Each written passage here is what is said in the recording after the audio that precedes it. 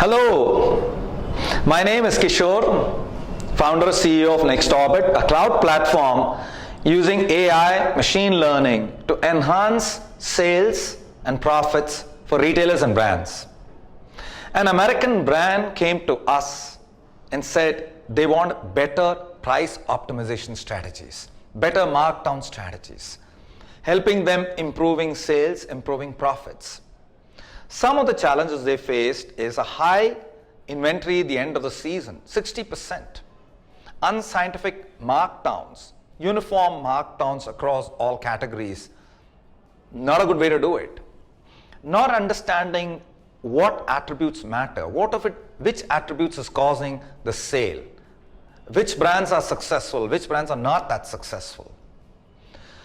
In this situation, they engaged with us, gave us a lot of data and said, how do we price our products initially, and thereafter, how do we mark it down on a weekly basis so as to maximize sales and maximize rate of sale. That's the engagement that we're going to explain and go a little detail into. We at NextOrbit strongly believe that customers buy attributes as opposed to buying products. So which means that customers really buy a striped t-shirt, men's category, of a specific color, of a specific brand, at a specific price point. And there are hundreds of such attributes, and even including new such attributes crop in, for instance, like organically grown cotton or sustainable models and so on. Right, so we use machine learning to actually study these attributes and find out the attributes that matter. Our patented platform on data science specific platform, we have algorithms to mine these attributes into specific clusters of objects. And these clusters, as you can see, are very specific to the client in hand.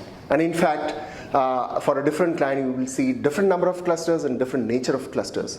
In fact, for the same client, we also see the nature of the clusters changing with time, because as the business model changes, as new attributes come in, as new styles come into the fore, these clusters will form to change. So coming to the more specific case of how do you use these clusters and move on to a little bit more store specific stuff, which is all about demographics, all about seasonality, which is more generic in nature, local events that influence sales. All of these factors again will go into our ensemble based model. The ensemble model enables us to dynamically measure the price elasticity, which is about a small change in how a small change in the price leads to a change in the quantity.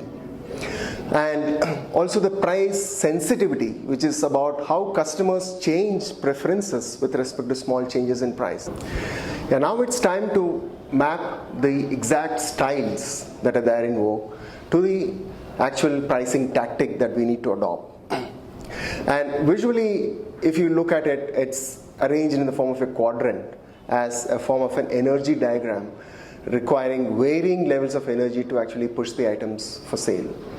On the top category, we have the A and the B category, which does not require much of a push. In fact, for some of the A category items, we recommended a markup.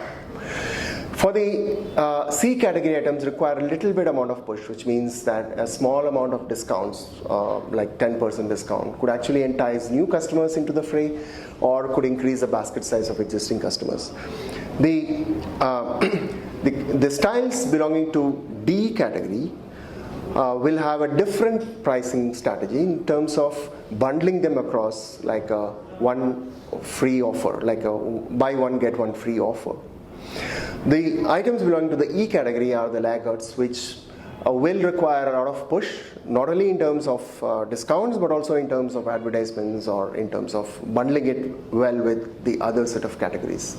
Now, having said that, most of the retailers do require this at very specific price points, like at a predefined price point, like a 20% discount instead of an 18.8% discount. So accordingly, we have a price simulator which takes into account all of these factors and then come up with the prediction algorithm to maximize the revenues. So while implementing this entire setup, we also had agreed upon with the client in terms of how do we validate the results. At the end of the 6-week period wherein our recommendations were put in place, the client saw an increase of 14.4% in sales. Inventories cleared up. Rate of sales also increased, clearly evidencing that our recommendations worked. So what are the best practices, the lessons learned that we can apply worldwide for fashion and apparel brands? The number one lesson is belief in data-driven decision making. Don't second guess the machine. If there's a recommendation, implement it with faith and see the results.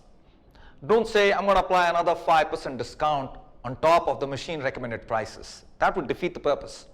If you have markdown budgets available, go back to the machine, redo the optimization, and redo the pricing. Lesson number 2 is good data is important. Good past data of pricing, performance, rate of sale, and master data. And lesson number 3 really is make sure you try a limited scope experiment. Make sure there is a portion that you carve out, try the pricing, see the counterfactual data, compare it with the original, with the control group, convince yourself it really works. Thank you.